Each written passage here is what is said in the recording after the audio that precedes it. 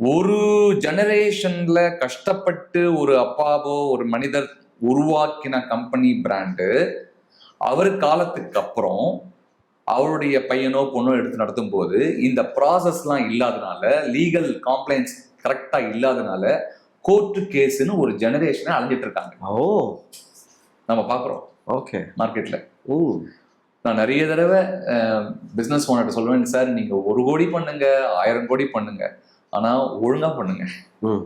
ஏன்னா நீங்க ஒழுங்கா பண்ணலாம் என்ன ஆகும்னா, நீங்க இருக்கிற வரைக்கும் உங்க ஆளுமைன்னு ஒண்ணு இருக்கு, உங்களுடைய ஒரு கான்டாக்ட்ஸ் இருக்கு, உங்களுடைய பேச்சு திறமை இருக்கு, உங்களுடைய ஆளுமை இருக்கு, நீங்க அடிச்சு எல்லாம் முடிச்சிடுறீங்க.